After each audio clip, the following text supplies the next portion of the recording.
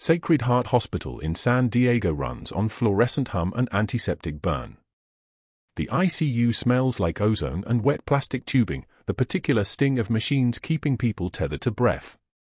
Ashley Cooper moves through it at 6:08 a.m. with a kind of practiced invisibility that takes years to perfect. 3 years at this hospital, for before that at naval medical facilities she doesn't discuss. Her hands show faint scars across the knuckles, the kind that don't come from paper cuts or kitchen accidents. She wears them like other people wear wedding rings, with no explanation offered. The morning rounds flow in the rhythm she's learned to navigate without drawing attention. Room 1, pneumonia, stable, fluids running clear. Room 2, post-op hip replacement, pain management on schedule. She moves between them with economical motion, nothing wasted, no steps retraced, no time spent adjusting what's already correct. The charge nurse, Patricia, watches her work and thinks the word efficient without quite knowing why that word carries a weight of something else underneath it. A younger nurse named Derek shadows her movements and thinks he could learn this if he focused hard enough. He couldn't. This kind of precision comes from somewhere else. From training that doesn't list itself in personnel files. Before her shift truly begins, Ashley opens her locker in the break room. It's sparse, a second pair of compression socks, a granola bar she won't eat, a jacket hanging on a single hook. The jacket is old, the kind of old that speaks to decades of living rather than weeks of storage. She reaches inside the lining, her fingers finding what they've sought every morning for 3 years. The faded unit patch sewn there, the threading is coming loose at the edges, but the symbol remains intact. Sandstone.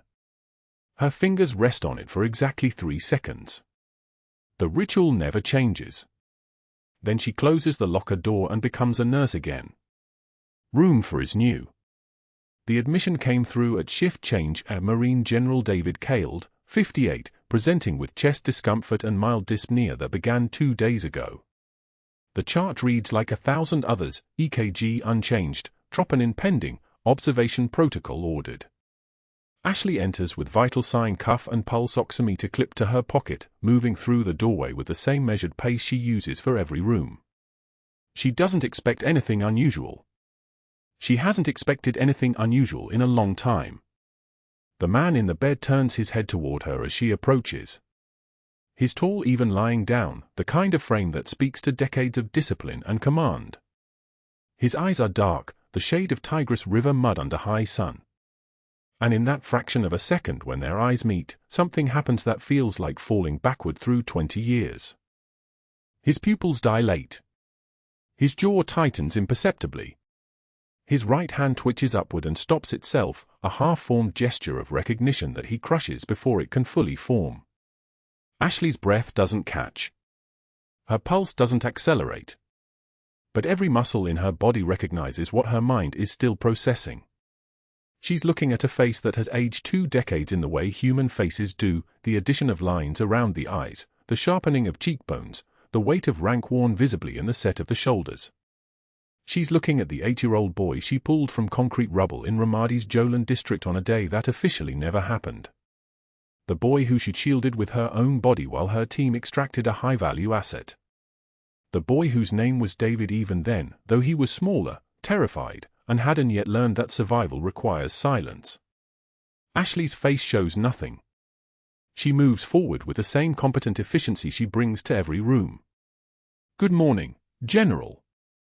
I'm Ashley. I'll be helping monitor your vitals today. Her voice is steady, the particular steadiness that comes from having spoken in whispers under sniper fire. How are you feeling this morning? General Cale doesn't respond immediately. He studies her face like he's trying to solve an equation written in a language he hasn't heard in decades. Well, he says finally, the word measured. Stable. His eyes don't leave hers. Better now. Ashley applies the blood pressure cuff to his left arm with practiced movements. The pulse oximeter clips onto his index finger. 138/82. Oxygen saturation 97%. All within normal limits. She records the numbers in the chart with a stylus whose grip has been worn smooth from thousands of times her fingers have held it. The doctor will be in during morning rounds to discuss your EKG results. If your discomfort worsens, use the call button immediately. Don't wait. I'm familiar with protocols, he says quietly. She doesn't respond to that. She simply finishes the assessment and exits the room, her movements controlled as a swimmer in a tank of sharks. Once she's through the door and moving toward the supply closet at the hallway's far end, her footsteps quicken incrementally. Once she's inside the supply closet with the door closed, she allows herself to breathe. But she doesn't stay there long.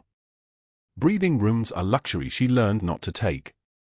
The fluorescent lights buzz their electronic song as she returns to her rounds. 8 more rooms to complete before 8 a.m., before the attending physicians arrive with their clipboards and their hierarchies and their certainties about what they understand and what they can ignore. Ashley moves through them like water, present and efficient and entirely invisible. In room 7, she adjusts a drip rate that's running 3 milliliters per hour too fast. In room 9, she repositions a patient's pillow and checks the pressure points on his heels before the developing bedsore can advance further. In room 11, she notices a slight tremor in a post-operative patient's breathing pattern and makes a note for the respiratory team before anyone else recognizes the change. This is how she operates. This is how she has operated for 20 years. Find the problem before it becomes critical. Fix it. Disappear. Never accept credit. Never draw attention. Never let anyone know that the decisions she makes between breaths have sometimes meant the difference between a patient going home and not going home at all. The invisible work. The work that leaves no trace because it was never supposed to exist in the first place. At 8:17 a.m., Dr. Nathaniel Sterling rounds on his patients. He's impeccably dressed, the kind of immaculate that suggests his suits are tailored by someone in La Jolla, not off the rack at Nordstrom. His watch is a Rolex, the kind that costs what some people pay for used cars. He moves through the ICU with the particular authority of someone who has never seriously questioned whether his authority was justified. He reviews charts with barely a glance at each one, the way someone reads a grocery list. Vital signs, medications, expected trajectory. He doesn't notice Ashley Cooper because nurses are the furniture of hospitals. Important furniture, perhaps, but furniture nonetheless. But something in her efficiency catches him this morning. Not her face, which is carefully neutral. Not her voice, which has refined itself into something almost subvocal. He notices the way she handles equipment, the way a cardiac monitor cable is coiled with precisely zero slack, the way a syringe is drawn and labeled with movements that contain no uncertainty. He notices the way other nurses unconsciously orient themselves toward her whenever something goes wrong, the way her presence seems to reduce chaos to order through some mechanism he can't quite identify.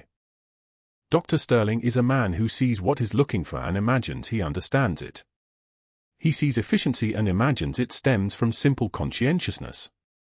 He sees competence and doesn't look deeper. But he has developed a particular sensitivity to things that don't quite fit his understanding of the world, and Ashley Cooper has begun to develop a small outline of not quite fitting.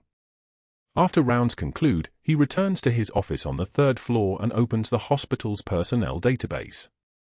Ashley Cooper. Hired 3 years ago. RN degree from UC San Diego, nursing board certification, standard clinical competencies. No prior employment history listed before Sacred Heart. The absence is itself unusual. Most nurses come with a trail of previous positions, previous hospitals, previous locations. Ashley's file begins with her arrival at Sacred Heart like she'd materialized fully formed from some source outside the normal human timeline. Sterling scrolls further, opening the equipment requisition approval queue. He's looking for the form he saw Ashley flag yesterday, an order to a vendor named Meridian Systems for 47 units of cardiac monitoring equipment at a price point that seemed slightly elevated. As hospital director of cardiac services, all major equipment purchases cross his desk. As someone with a particular interest in certain financial arrangements, he noticed that this vendor had 0 online presence, 0 reviews, and a mailing address that corresponds to an office complex he's personally familiar with. The office where his nephew Daniel maintains a consulting company that generates impressive revenue despite never appearing to conduct any actual work. The flag on the order is in Ashley's handwriting, pricing 12% above market standard.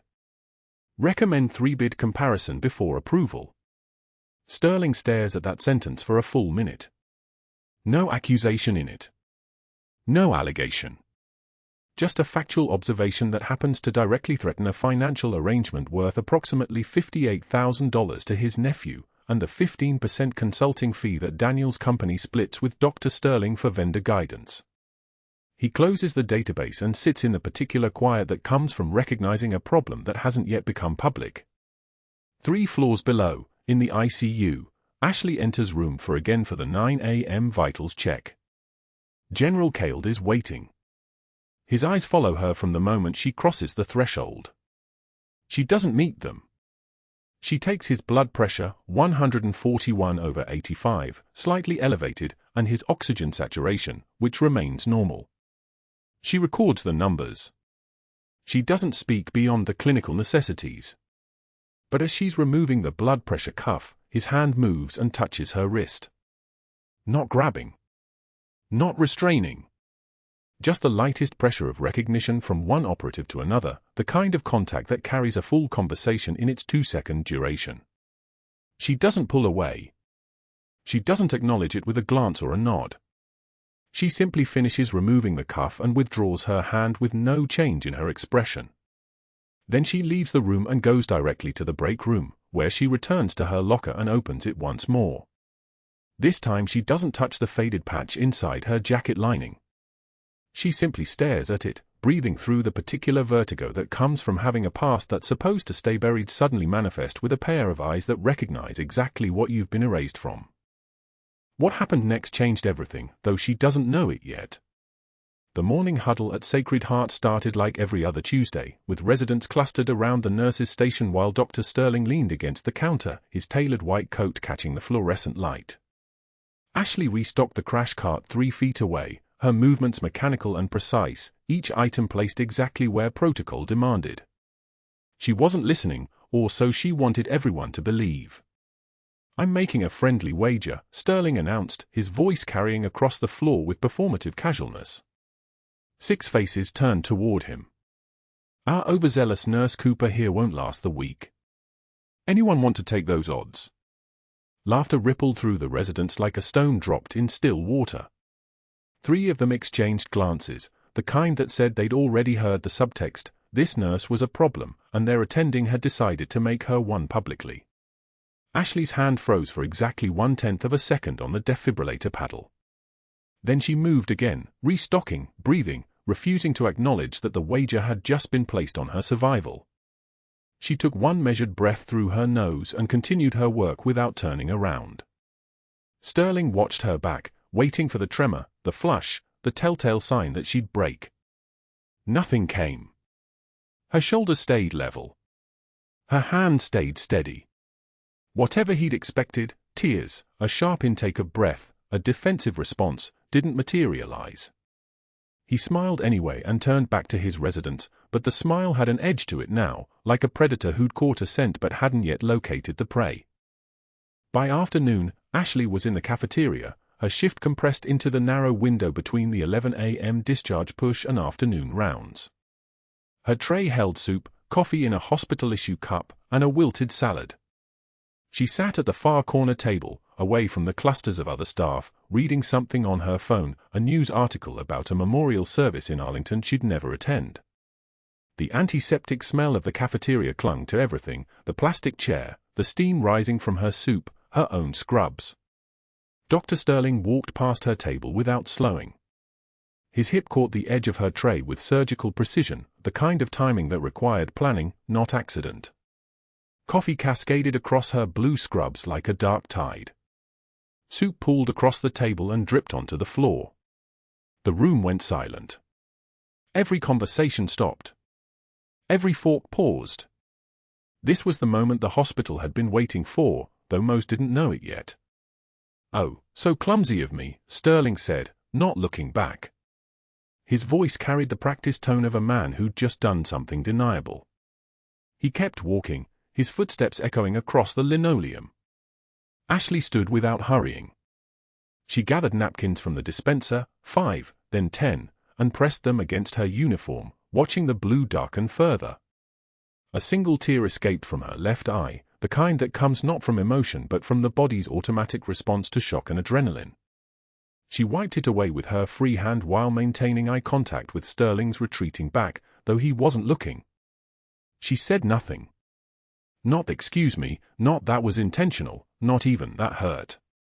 She cleaned the floor, cleaned the table, cleaned herself as well as napkins allowed, and threw everything into the trash with the kind of deliberate control that suggested she was crushing something inside her chest and locking it away. But nothing broke. That was the problem, from Sterling's perspective. That was the variable he hadn't accounted for. 2 days later, in the ICU corridor during attending rounds, it happened again. Sterling pulled a patient chart from the rack and dropped it at Ashley's feet. Other charts followed, 1, 2, 3, papers scattering across the polished floor like wreckage. 6 staff members froze. A resident's eyes went wide. A nurse from the day shift took a step back, already composing her mental account of what she'd witnessed for the break room later. "Pick that up, sweetheart," Sterling said, his voice loud enough to carry, quiet enough to seem almost reasonable. "And next time, maybe you'll understand that nurses don't question physician orders or vendor relationships we've cultivated for years." The charts scattered. The papers floated. The silence in the corridor became something physical, something you could almost feel against your skin. Ashley crouched without hesitation. Her knees flexed with the fluid ease of someone whose body still remembered movements from 2 decades ago, military stance, weight distributed for speed, ready to move in any direction if the situation escalated. She gathered the scattered pages with steady hands. Not shaking. Not fumbling. Not doing the emotional labor of appearing devastated. She stood, papers reorganized, and took one measured breath through her nose. A single tear formed on her right eye, not dramatic, not performed, just the biological reality of adrenaline and cortisol flooding her system. She wiped it with the back of her hand while maintaining eye contact with Sterling. The residents watched her face, trying to read whether she was about to break. She wasn't. That's what made what came next so devastating. Her voice came out in a register lower than her speaking voice, each word precise as a surgeon's incision. "I've been hit by worse things than your insecurity, doctor." The residents froze. One of them actually took a half step back. Sterling's jaw tightened, his temples flushing slightly. He'd expected tears, an apology, some crack in her composure that would validate his narrative. Instead, she'd handed him something he couldn't weaponize, absolute calm delivered with a kind of edge that suggested she'd survived things that would have destroyed lesser people. She'd turned his humiliation into his defeat without raising her voice. "We'll see how long that confidence lasts," Sterling said, but his words had already lost their weight. He pulled out his phone and walked toward his office, his stride suggesting he'd moved on to other calculations. What the residents didn't know was that the calculations had changed. Sterling had tested social attack and found it insufficient. The wager in the nurse's station hadn't broken her. The cafeteria incident hadn't broken her. The drop charts hadn't broken her. Her composure had become the problem, not because it was unbreakable, but because it was weaponized. She'd transformed humiliation into authority, and the entire ICU had witnessed it. Sterling made the first call from his office at 3:56 p.m., before afternoon rounds, before the shift change. The hospital board president answered on the second ring. He was at Torrey Pines Golf Club, midway through his Thursday game. Sterling's voice came through the phone smooth as oil, framing the narrative with surgical precision. "I wanted to give you a heads up about a personnel situation developing in the ICU. One of our newer nurses, Ashley Cooper, has been inappropriately questioning physician orders and vendor relationships we've cultivated for cost savings. It's creating friction with established protocols. I'm concerned about hospital liability if this escalates." The board president listened, made a note, promised to follow up. The first domino had been positioned. The second call went to the nursing director at 4:15 p.m. This time Sterling's voice was different, concerned, fatherly, the tone of a senior physician protecting institutional interests. I've received concerns from 3 separate staff members about Nurse Cooper's behavior. Nothing I can pin down formally, but the pattern suggests someone who might not be a good cultural fit. Thought you should be aware. The names were fictional. The concerns were inventions. But Sterling knew that the nursing director would treat them as credible intelligence, and that she would begin the administrative machinery that follows such reports: informal conversations with other staff, subtle schedule changes, performance observations that would be documented and filed. By 5:41 p.m., the third move was in motion. Sterling had called an external consultant, a former colleague who'd left Sacred Heart 3 years ago and owed Sterling more than one favor. The consultant would be brought in to review credentials for irregularities, a process that looked clinical and objective from the outside while serving as a surgical strike on anyone Sterling needed to remove. The temperature in the hospital changed overnight. Not in any dramatic way, no one announced anything, no meetings were held. But Ashley noticed on her next shift. The nursing director's smile became more cautious. Her schedule requests for consistent day shifts got denied. Her charting got audited twice in 1 week. A resident who'd always been friendly suddenly became distant. The invisible structures that had allowed her to work with efficiency and anonymity had shifted. She was no longer invisible. She was marked. In room 4, General David Cale's condition was beginning to fluctuate in ways that concerned Ashley more than official protocol seemed to warrant. His vital signs on paper looked stable: our blood pressure 118/76, heart rate 84. But she'd learned 2 decades ago that paper didn't always tell the story bodies were trying to communicate. Intermittent chest pain that lasted 14 seconds, then resolved. Troponin levels elevated but not alarming. A subtle pattern in his EKG that made her pause during her breaks, reviewing the telemetry strips with the focus of someone reading a map to a location she'd thought she'd buried forever. She checked on him during her 3rd night shift of the week, moving through the ICU with a kind of efficiency that made her invisible to the security cameras and the nursing coordinator. When she reached his bedside, Cale's eyes opened immediately, the sleep of a soldier, never quite unconscious, always ready. "Your heart's doing something," Ashley said quietly, checking the fall line. "Nothing on the monitor that shows as critical yet. But your troponin trend is climbing." Cale studied her face in the darkness. His hand reached out and caught hers with surprising strength for a patient with recent surgery. 20 years ago, Ramadi, he said, his voice low. "You pulled me from rubble. I was 8 years old. You carried me through the streets while bullets came from everywhere. You covered my head with your body while your team extracted a target I didn't understand." Ashley went rigid. Every muscle in her body locked. The heart monitor beeped its steady rhythm beside them, indifferent to the earthquake happening in the room. "You carried me on your back while rounds snapped overhead," Cale continued. "I remember the smell of blood and sand and your armor. I remember thinking I was going to die, and you wouldn't let me. You just kept moving forward." "That never happened," Ashley said, her voice barely audible, the voice of someone speaking across a chasm that shouldn't exist. "Officially, I was never there. That operation doesn't exist in any file anywhere in the world. You need to forget you recognized me, General. For both our sakes." Cale studied her face with the eyes of a man who'd spent 20 years carrying a memory he was told to bury, searching for the person who'd saved him in the wreckage of a childhood that was supposed to be classified into silence. "They made you disappear," he said. It wasn't a question. It was recognition. She didn't answer. She finished checking his vitals, documented them in the chart with the flat efficiency of a nurse following protocol, and left the room. But as she moved through the ICU corridor toward the break room, something inside her had shifted. The past she'd spent 2 decades keeping perfectly still had opened its eyes. And standing in the doorway to room 4, Dr. Sterling had watched the entire exchange.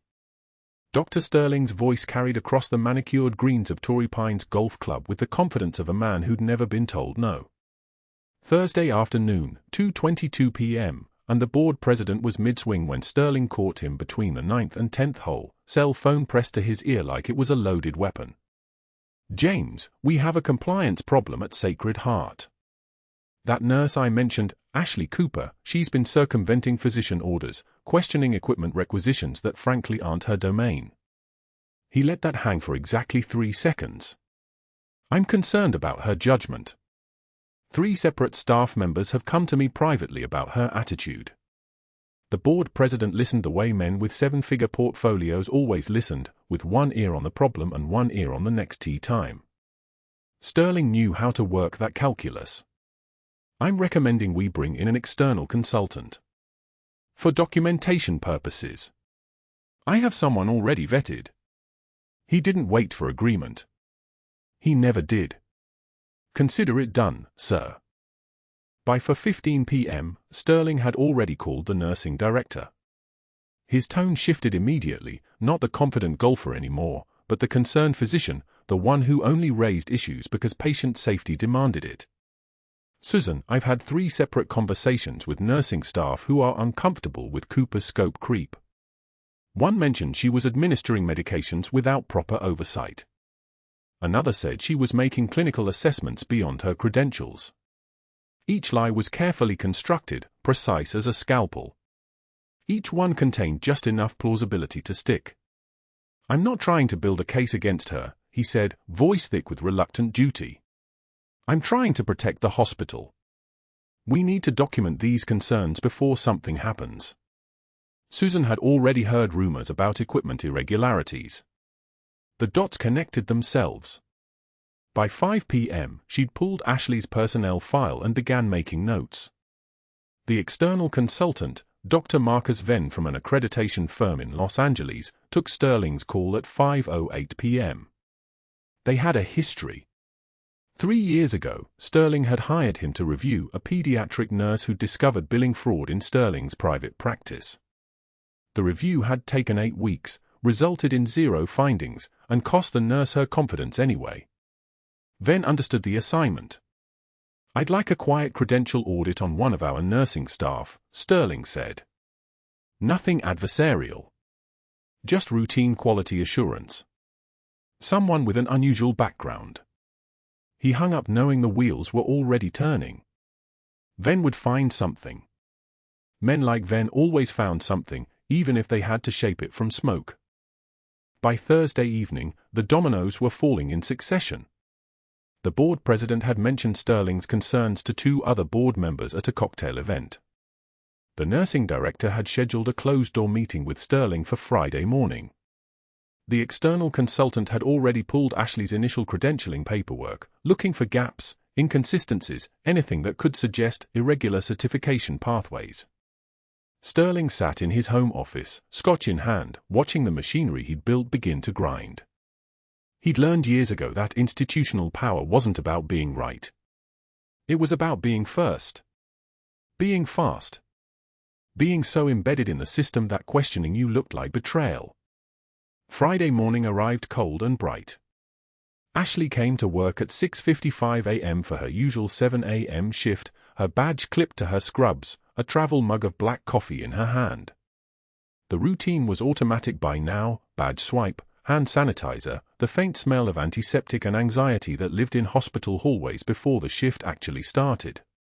She headed toward the ICU, to room 4, where Caled would need his morning vitals documented, where she had 17 years of continuity with his recovery. Continuity mattered. She knew this from Ramadi, knew it from every field op where the difference between life and death was a single medic knowing exactly where the bleeder was. Susan Torres, the nursing director, intercepted her at the nursing station. Cooper. My office. Now. The tone wasn't a suggestion. Ashley set down her coffee and followed, her face a perfect mask of professional composure while her mind was already running scenarios. Equipment audit? Discharge issue? Staffing complaint? The office door closed. Susan gestured to a chair across from her desk, not beside it. The geometry of power was always the smallest things. We're implementing some staffing adjustments, Susan said. She didn't look at Ashley. Effective this shift, you're being reassigned to the emergency department. Full-time. I'm General Caled's primary nurse. Ashley's voice was level, neither question nor statement. Continuity of care is critical for his recovery. That's been noted. Susan pulled a paper across her desk. But we need to optimize ER coverage this rotation. The decision is final. Ashley looked at the transfer paperwork. There was nothing on it that was wrong. That was the precision of what Sterling had orchestrated. Nothing was wrong. Everything was wrong. The patient specifically requested consistency in his care plan. Further discussion of this matter will constitute insubordination and will result in disciplinary review. Susan's voice had gone flat, procedural. She was reading from a script Sterling had probably written. You're assigned to the ER starting this shift. Check in with Dr. Reeves at 7:06 a.m. The door was essentially closed before Ashley stood up. She picked up her coffee, still hot, the liquid surface trembling slightly as she held it, and walked back to the locker room. Her hands didn't shake. Her jaw didn't clench. But something cold and ancient had moved in her chest, a presence like a submarine surfacing from the deep. She had been reassigned. She had been separated from her patient. She had been isolated. The emergency department was chaos, the kind that never slept. 12 beds running hot, a waiting room packed with the weekend's preliminary disasters, a dislocated shoulder, a child with croup, a man who'd stabbed himself with a screwdriver while hanging drywall. Ashley moved through the controlled catastrophe with the practiced efficiency that had kept her invisible for 3 years. For lines, wound assessments, vital signs. The work was good work. The work didn't require her to think about room 4. Didn't require her to think about Caled lying in a monitored bed, his heart still healing, his clinical picture still precarious in those early recovery hours where everything could change in a heartbeat. At 8 a.m., Dr. Sterling walked through the ER with Dr. Reeves, the emergency physician on shift. They were discussing something clinical, something about resource allocation for the day. Sterling didn't look at Ashley. He didn't need to. He'd already eliminated her. By 9:15 a.m., he'd left the hospital floor entirely, heading upstairs to the administrative wing where the board meeting had been scheduled. 15 department heads. 3 board members. A 2-hour block of time in a conference room on the 4th floor, the kind of meeting that required his presence, his input, his signature on budget approvals. The door would close at 9:02 a.m. It wouldn't open again until 11:45 a.m. at the earliest. And that was assuming no overruns. The timing wasn't accidental. Sterling had penciled this meeting into his calendar last Tuesday, the morning after he'd discovered Ashley's equipment audit. He'd chosen Friday. He'd chosen 9:30 to 11:45. He'd chosen the busiest morning hours of the week. He was a strategist, and the strategy was working. The patient was isolated. The nurse was isolated. The physician in charge would be unreachable. It was a play that required precision. It required understanding exactly how long a man in cardiac recovery could last without close monitoring. Ashley worked through the morning, drawing blood, suturing lacerations, holding a woman's hand while chest pain was ruled out as musculoskeletal. At 11:36 a.m., she accessed the hospital's monitoring system from the ER computer, a standard function, reviewing other units' board data for continuity reference. Room for flagged on the display. Caled's heart rate had been climbing steadily for the past hour. 89, 94, 101, and something else, a notation from the covering nurse, the one who'd taken over his care after Ashley's reassignment. Muffled heart sounds noted on auscultation. Minimal changes in EKG. Resident notified. Monitoring continued. Muffled heart sounds. That phrase opened something in Ashley's mind like a door to a tunnel she'd walked through before, in Ramadi, in the field, in operating theaters built from sand and sound and adrenaline. Muffled heart sounds. Elevated JVD on the monitor. Hypertension trending down. She'd seen this constellation of findings before. She'd seen it in trauma victims, in crush injuries, in chest compressions that didn't go deep enough. Cardiac tamponade. Blood in the pericardium. pressure mounting around the heart until the chambers couldn't fill. The kind of thing that killed you quietly if nobody caught it, if the person watching the monitor wasn't thinking like someone who'd already lost a soldier. The clock on the ER wall showed 11:51 a.m. Dr. Sterling was still in his meeting.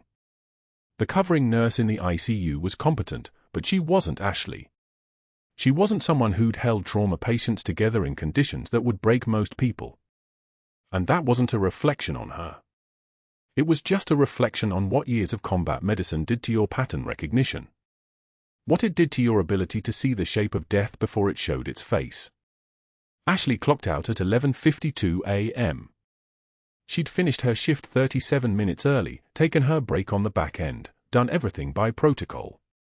She walked to the locker room, opened her locker, and looked at the jacket hanging there, the one with the faded unit patch sewn inside the lining, the only physical proof that Senior Chief Petty Officer Ashley Cooper had ever existed in the world. Her phone buzzed. A text from her 16-year-old son. "Mom, you okay? You didn't call." She started to reply, started to type something reassuring, something maternal, something about a difficult shift and she'd call him after rest. Then the code alarm blared through the hospital, that sound like a siren that went directly into the hindbrain, bypassing thought entirely. The intercom crackled. Code blue, ICU, room 4. Code blue, ICU, room 4. Ashley's jacket was already in her hands.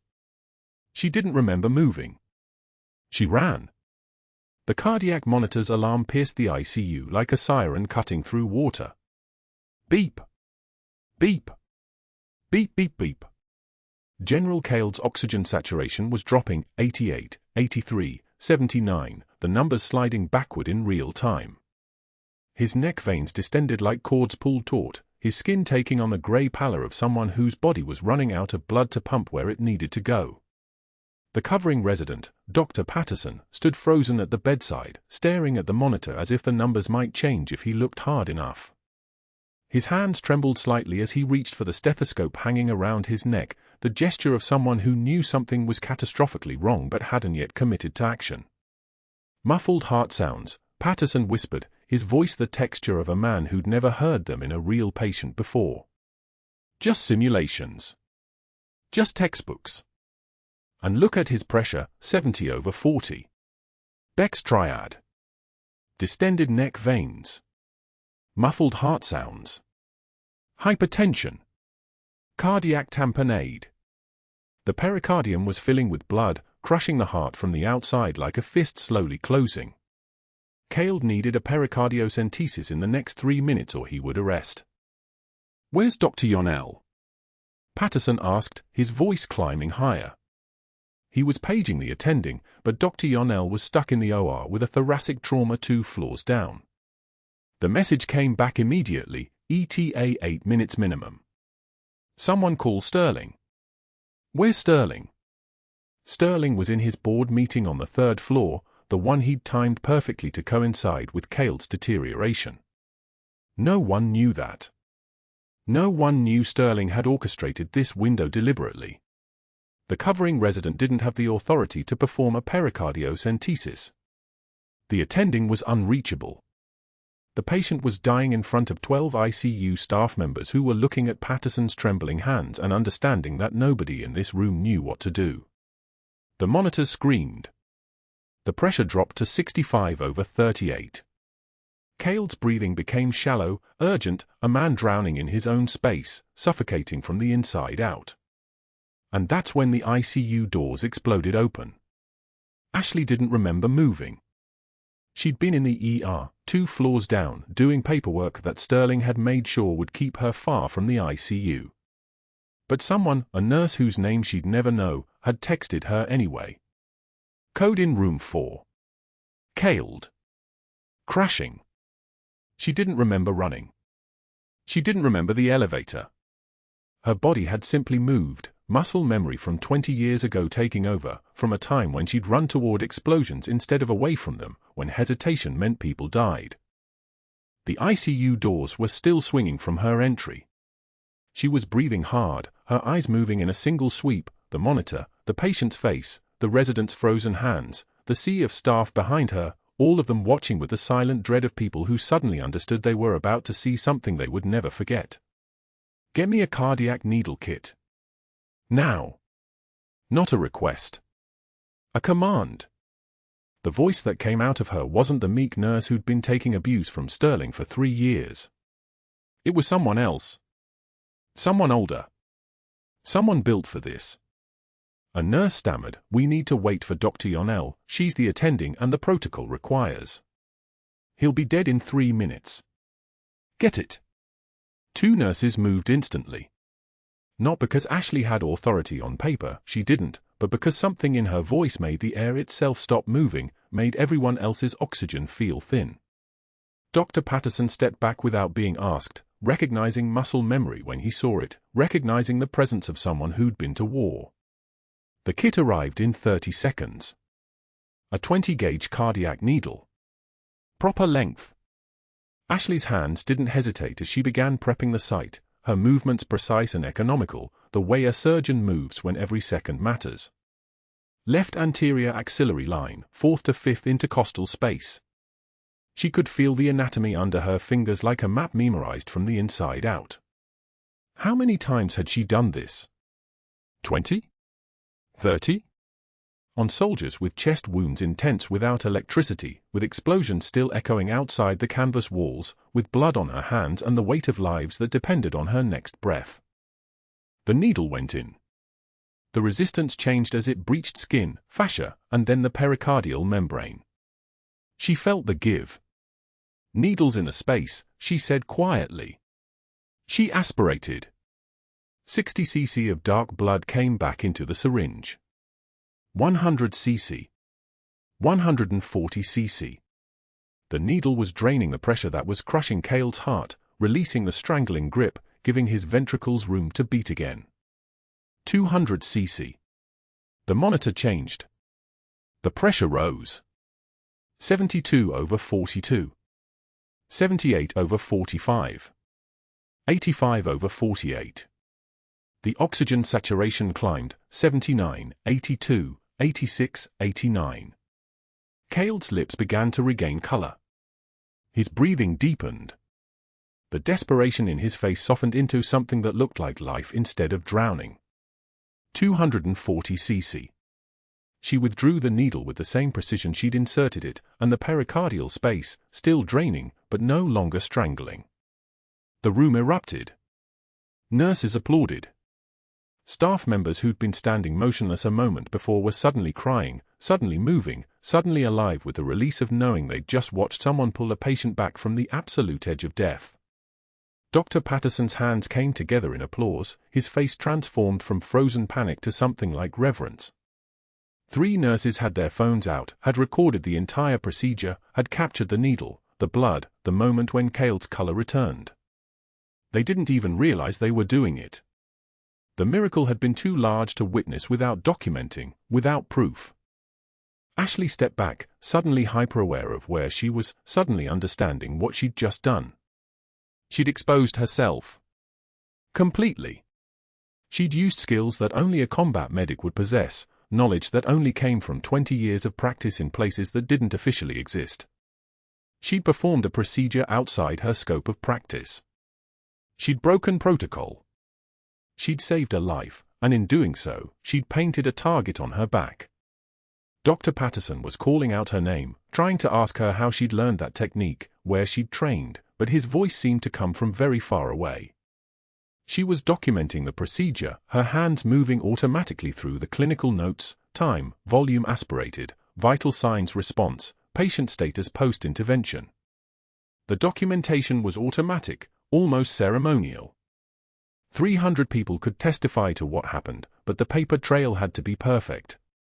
Sterling returned from his board meeting at 2:19 p.m.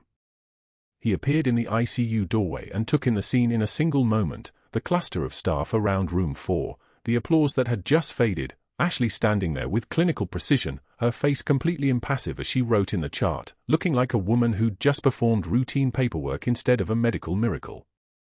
His eyes narrowed. He understood immediately that his plan had fractured. By 3:15 p.m., Sterling had filed a formal complaint with the hospital administrator, citing practicing beyond scope of license without physician oversight and performing a procedure that required attending supervision. By 3:41 p.m., he'd called the state nursing board with identical allegations. By 4:38 p.m., security was escorting Ashley to the administrator's office. "Your badge," the administrator said quietly. He didn't meet her eyes.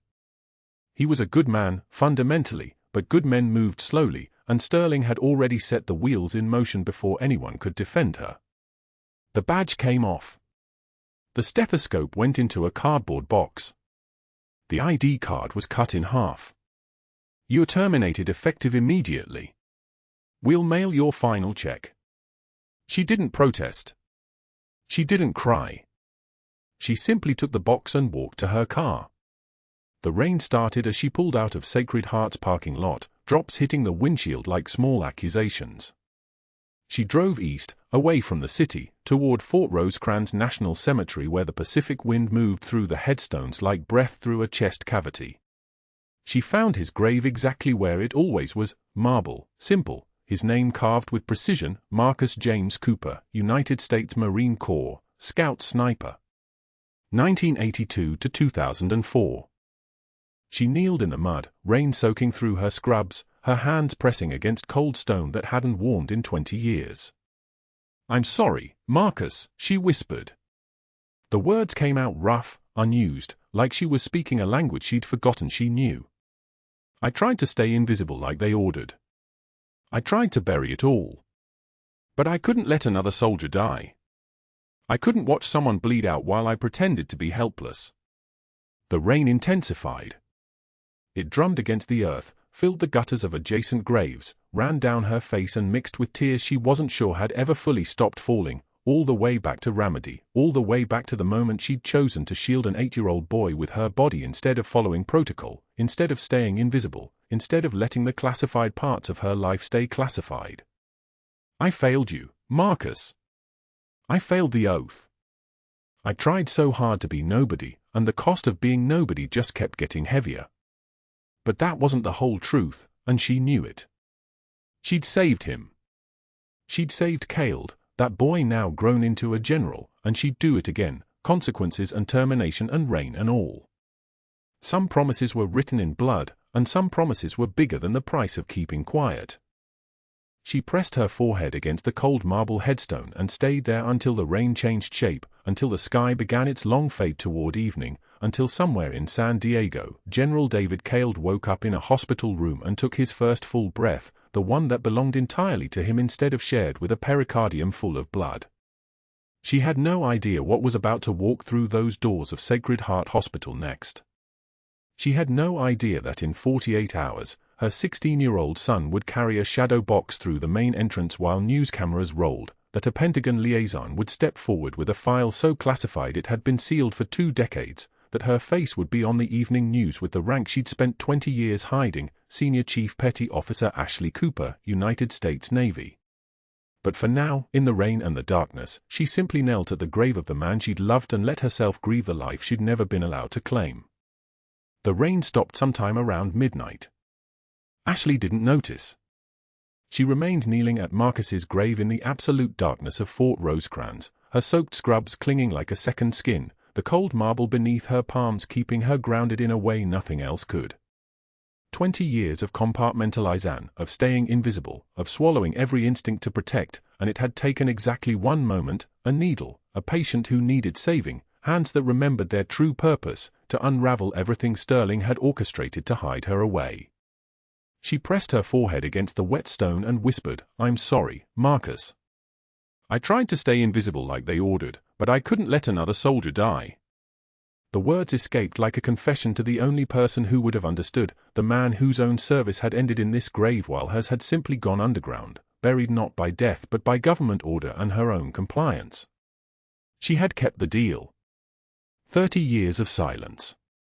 30 years of watching other medics move up through the ranks while she pushed a cart and took insults from men who didn't have a fraction of her training. And for what? For this. For losing everything the moment she acted like who she actually was. By the time she drove back to her apartment in Hillcrest, her hands were steady again. Composure restored.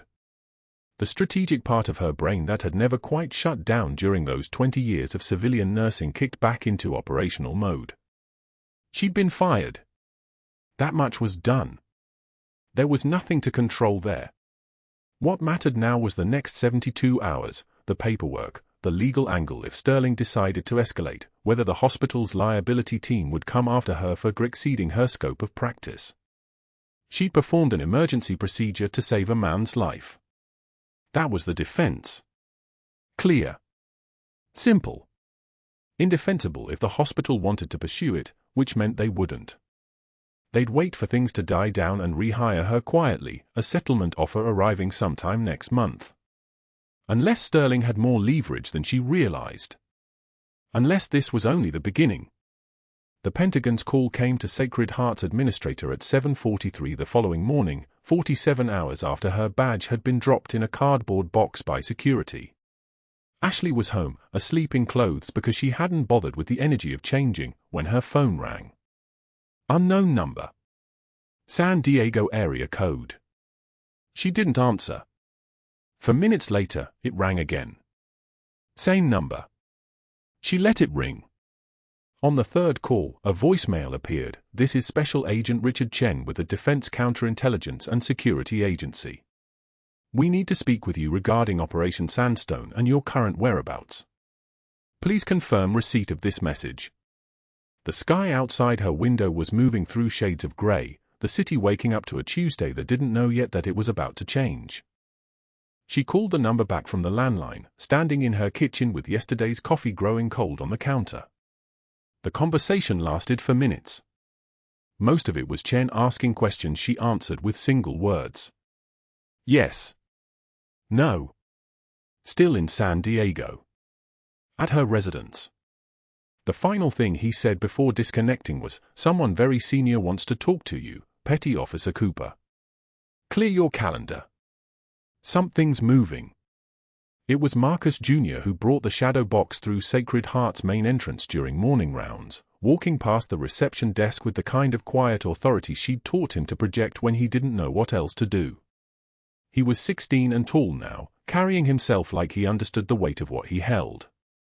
The staff parted instinctively, sensing something significant in his posture even if they couldn't have named it. He moved through the lobby toward the elevators with the box balanced against his chest, and that was when General Cale stepped out of the stairwell, still moving carefully but fully mobile, his uniform perfectly pressed, his medals catching the fluorescent light like little mirrors catching the sun. The room went dead silent. The kind of silence that happens when something shifts in the atmosphere and everyone feels it before anyone understands it. "Mom, they need to see these," Marcus Jr. said simply, opening the shadow box to reveal what 20 years of invisibility had hidden. 3 purple hearts arranged in a line. 2 bronze stars with Vela beside them. At the bottom, positioned with ceremonial precision, a Navy cross. The metal ribbon was faded from decades in storage, but the gold anchor at its center caught the light and held it, refusing to dim. General Cale's voice carried across the lobby with the absolute authority of a man who had never needed to raise his voice to be heard. "This woman is Senior Chief Petty Officer Ashley Cooper, United States Navy." Each word landed like a boot on tile, measured and final. The nursing director who had signed her termination papers 3 days earlier stood frozen with a clipboard pressed against her chest. A respiratory therapist actually stepped backward, as if proximity to what was being revealed might somehow implicate him in what he'd failed to understand. The Pentagon liaison appeared through the hospital's main entrance with a folder the color of classified documents. Behind him, a SEAL team leader in dress uniform, shoulders back, jaw set with the particular bearing of a man who'd seen things that made ordinary violence look like child's play. The nursing director's hands trembled as she took the folder. She read aloud, her voice moving through the hospital corridors like a ghost finally given permission to speak. "Senior Chief Petty Officer Ashley Marie Cooper, retired honorable service, 3 tours Ramadi operations, commendation for Valor under fire, 17 documented lives saved in direct combat, 2 friendly forces extracted under enemy contact, rating, top 15% medical proficiency in service history." The SEAL team leader stepped forward and named each decoration as the nursing director read, his voice steady: Bronze Star with Valor, 1904. Bronze Star with Valor, 1906. Purple Heart, 1904. He paused, and when he continued, something in his tone changed, deepened. Purple Heart, 1906. Purple Heart, 1908. Navy Cross, 1906. The applause started before the final medal was named. It came from the respiratory therapist first, then the nurses, then the residents, then a surgeon who'd walked out of his office to see what the commotion was. The sound built until it filled the entire lobby like a standing ovation that nobody had coordinated and everyone understood was mandatory. Dr. Sterling's face, visible through the window of an administrative conference room on the second floor, drained to ash. He tried to move toward the elevators. Nobody stepped aside to let him pass. His mouth opened. Nothing emerged. The applause swallowed whatever he might have said. That was when the FBI agent stepped forward with her own folder, the logo on its cover suggesting this conversation had been coordinated at levels that didn't usually consult with hospital administrators. Operation Sandstone is being declassified effective immediately, she announced, her voice cutting through the applause like a blade, specifically to honor the service record of Senior Chief Petty Officer Ashley Marie Cooper and to correct the historical record regarding her contributions during Operation Sandstone in Ramadi, 2004 through 2008. The applause became something louder, something that seemed to shake the fluorescent lights hanging from the ceiling. Marcus Jr. stood beside General Cald, the shadow box still open in his hands, watching the moment that finally allowed his mother to exist in the light. The hospital board president was already on his phone, his face the color of someone watching his career make a series of rapid decisions without him. Within 90 minutes, Dr. Sterling was escorted from the building by 2 security officers while a news camera crew from KGTV captured every second. The board president's announcement was brief and perfectly legal. Sacred Heart Hospital has terminated the employment of Dr. James Sterling effective immediately, pending investigation into equipment procurement irregularities and compliance violations. The news crews asked follow-up questions. The board president simply walked away. 6 hours later, federal agents appeared with warrants. The shell company, the inflated invoices, the equipment that was never delivered, all of it had been sitting in a file that Ashley had flagged 3 years ago, gathering dust in a filing cabinet because nobody important enough had cared to look until a classified military operation got declassified to defend a nurse's honor. By evening, Sterling's lawyer was negotiating terms. By the next morning, his medical license was suspended pending investigation. By that night, his wife had filed for divorce and taken custody of their 2 children. By day 3, his consulting contracts had been terminated and his professional references were refusing his calls. The machinery of consequence moved with the kind of methodical precision that only government agencies and institutional bureaucracies could manage. Someone, somewhere very senior, had decided that Dr. James Sterling's career was a problem that needed solving, and the federal government had simply turned all of its considerable weight toward solving it.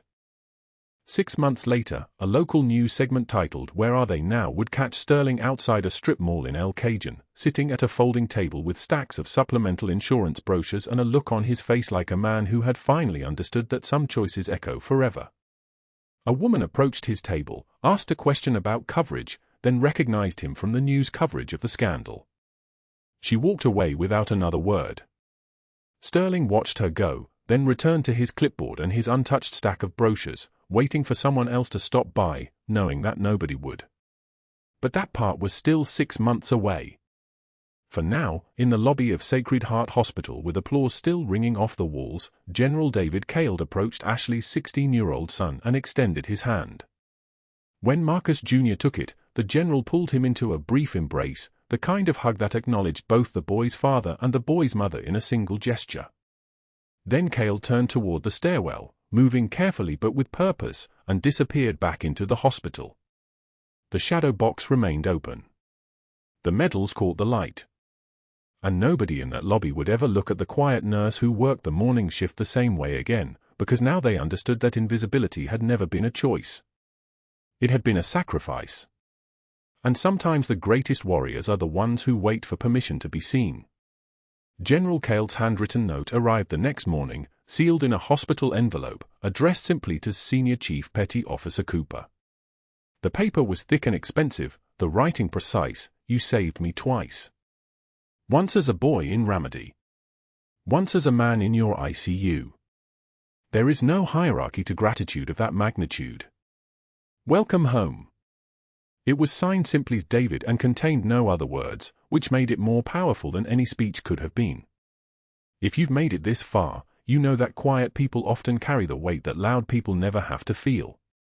Subscribe to see more stories about the heroes nobody noticed until they finally had to be seen. Like and comment, what would you have done when the Pentagon called?